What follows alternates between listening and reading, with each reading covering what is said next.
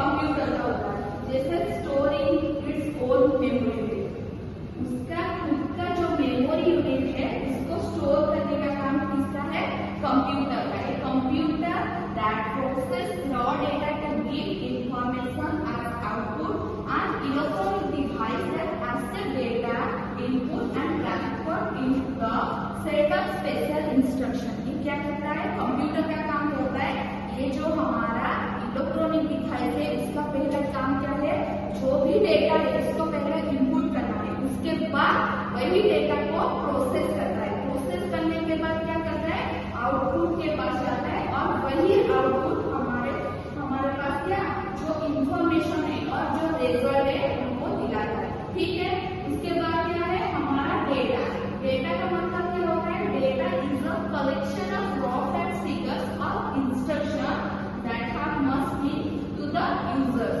Data क्या होता है, सपोज तुम लोग हमारा जैसा बच्चा है, कंप्यूटर एप्लीकेशन तुम्हारा सब्जेक्ट है, तुम लोग सब सीएस डिपार्टमेंट का बच्चे, तो तुम्हारा जो भी एडमिशन होता है कॉलेज में, तुम लोग का क्या रहता है, तुम लोग का इंफॉर्मेशन रहता है, जैसे कि तुम्हारा बायोडाटा, तुम कौन सी गाँव में हो, तुम्हारा पिता मतलब तुम्हारा फादर्स का ऑक्यूपेशन क्या है, वही सब जो डिटेल्स रहते तुम लोग को क्या सबमिट करना पड़ता है कॉलेज में। उसके बाद तुम लोग कॉलेज में एडमिशन लेते हो, हाँ कि नहीं, वही तुम्हारा जो कलेक्शन ऑफ डेटा है वही हमारा कंप्यूटर में जो भी हम लोग रिजल्ट को निकालने के लिए कुछ भी काम करते हैं वही डेटा को हम इंसर्ट करते हैं, इसके थ्रू में डेटा के थ्रू में।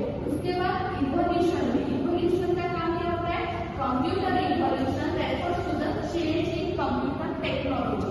बेसिकली कंप्यूटर इवोल्यूशन क्या करता है, हमारा जो कंप्यूटर का टेक्नोलॉजी है उसको चेंज में काम करता है। ठीक है, उसके बाद हमारा क्या आता है, जेनरेशन।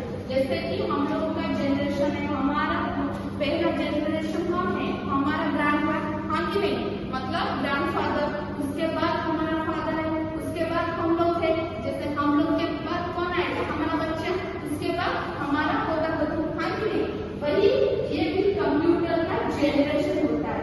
जो भी कंप्यूटर का कौन सी जेनरेशन में कौन सी कंप्यूटर यूज करते हैं इसके बारे में बता दिए। ठीक है, पहला जनरेशन हमारा क्या है, वैक्यूम ट्यूब। पहले जो कंप्यूटर था उसको हम लोग यूज करते थे, पहला कौन सा जनरेशन पे यूज करते थे, वैक्यूम ट्यूब।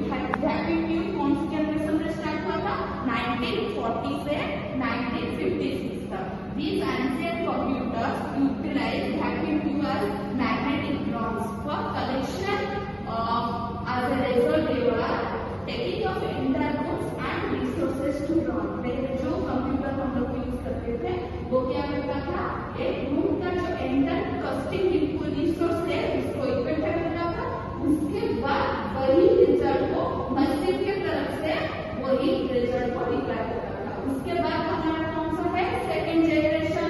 उससे जो वैक्यूम ट्यूब था, वैक्यूम ट्यूब को डेवलप करने के बाद हमारा सेकेंड जनरेशन में कौन सा आ गया, ट्रांजिस्टर। वो कौन सी डेट में शुरू हुआ था, 1956 से 1963 तक।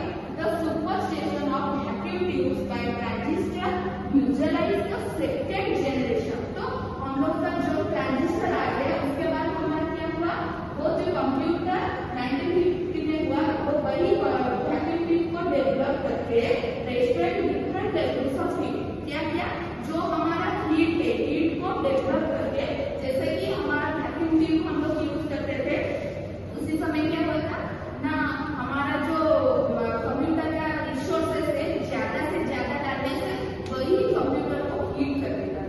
वही उसको डेवलप करने के लिए हम लोग क्या, हमारा जो साइंटिस्ट है उसको डेवलप करके ये ट्रांजिस्टर लाए। ठीक है, वही ट्रांजिस्टर क्या किया ना, वैक्यूम ट्यूब के बाद जो ट्रांजिस्टर यूज किया उसके बाद क्या, जो हीट है हीट को कंजर्व किया। ठीक है, उसके बाद हमारा थर्ड जनरेशन में क्या हुआ,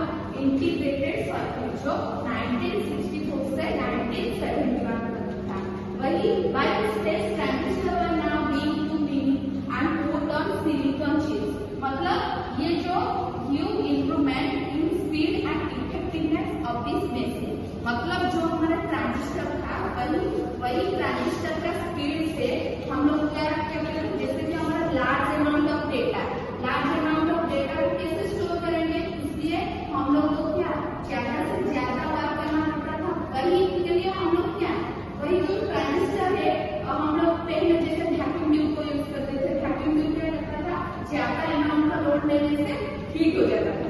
तो उसको डेवलप करने के लिए हम लोग ट्रांजिस्टर को यूज किए। तो ट्रांजिस्टर में क्या हुआ, उसका जो अमाउंट है मतलब स्पेस है ज्यादा नहीं था, तो इसीलिए उसको डेवलप करने के लिए हम लोग थर्ड जनरेशन में इंटीग्रेटेड सर्किट को यूज किए। ठीक है, उसके बाद इंटीग्रेटेड सर्किट में हमारा जो लार्ज अमाउंट ऑफ स्पेस है वही डेटा को अच्छे से स्टोर कर सकता है। ठीक है, उसके बाद हमारा फोर्थ जनरेशन में है माइक्रो प्रोसेसर, जो कि 1972 से 2010 तक का था। This innovation can be defined in one word, Intel. जो हमारा इंटेल का चिप अभी हमारा जो सिस्टम में जो सीपीयू है इंटेल का आता है, हाँ कि नहीं, वही इंटेल को यूज करने के लिए हम लोग माइक्रो प्रोसेसर फोर्थ जनरेशन का यूज किया। ठीक है, which located all components of computer such as CPU to control a single chip had overcrowded in 1940. The Intel chip contains thousands of unified circuits. ये जो हमारा इंटेल चिप है वो 1000 मतलब 1000 से भी ज्यादा इंटेल चिप को क्या कर सकता है, होल्ड करके रख सकता है। ठीक है, उसके बाद फिफ्थ जनरेशन आया, जो अभी हमारा आर्टिफिशियल इंटेलिजेंस, हाँ कि नहीं, जो भी हमारा चैट जीपीटी में जो भी डेवलप करता है, जैसे कि हम लोग को कोई भी क्वेश्चन का आंसर पता नहीं, तो हम लोग क्या करते हैं, चैट जीपीटी के ऊपर डिपेंड करते हैं। चैट जीपीटी को सर्च करके जो भी आंसर मिलता है वही इसके अंदर होता है। ये जो हमारा आर्टिफिशियल इंटेलिजेंस है अभी वो फिफ्थ जनरेशन में चला है। 2010 से अभी तक हमारा सबसे ज्यादा डेवलप हुआ है कौन सी, आर्टिफिशियल इंटेलिजेंस में। ठीक है, उसके बाद क्लासिफिकेशन ऑफ कंप्यूटर। कंप्यूटर का कितना क्लासिफिकेशन होता है, पहला हमारा कंप्यूटर जो था वो एनालॉग कंप्यूटर था, उसके बाद डिजिटल, अभी हमारा जैसे हाइब्रिड कंप्यूटर। एनालॉग में क्या होता था, प्रोसेस कंट्रोल एक्टिविटीज, मतलब प्रोसेस को कंट्रोल करने के लिए हम लोग एनालॉग कंप्यूटर को यूज करते हैं। उसके बाद डिजिटल कंप्यूटर। डिजिटल कंप्यूटर में क्या होता है, जैसे हमारा बाइनरी डेटा मतलब 0 और 1 का रिप्रेजेंट करने के लिए हम लोग क्या डिजिटल कंप्यूटर को यूज करते हैं। ठीक है, उसके बाद हमारा जो हाइब्रिड है वही हमारा क्या हाइब्रिड कंप्यूटर आइडेंटिफाई करता है सुपर कंप्यूटर, मिनी कंप्यूटर और बेसिकली पीसी को। पीसी मतलब क्या होता है, पर्सनल कंप्यूटर, जो तुम लोग घर में यूज करते हो, जैसे कि तुम्हारा टैबलेट है, लैपटॉप है, लाइक दिस। ठीक है, तो सुपर कंप्यूटर क्या होता है, this computers are specified design to maximise the processing of floating point. Floating point instruction को काम करने के लिए हम लोग क्या करते हैं, सुपर कंप्यूटर को यूज करते हैं। उसके बाद हमारा मेन फ्रेंड कंप्यूटर है जो लार्ज प्राइमरी मेमोरी का काम करता है, जैसे कि हमारा प्राइमरी मेमोरी क्या है, रैम, रोम, ये हमारा प्राइमरी मेमोरी है। जैसे तुम्हारा फोन में चिप है, मेमोरी चिप, उसमें तुम लोग का क्या रैम रहता है और रोम रहता है। रैम का मतलब रैंडम एक्सेस मेमोरी और रोम मतलब जो डेटा है उसको रीड करने का काम कौन करता है, रोम करता है। ठीक है, आया समझ में। तो नेक्स्ट क्लास में हम लोग मिनी कंप्यूटर के बारे में डिस्कस करेंगे। Thank you.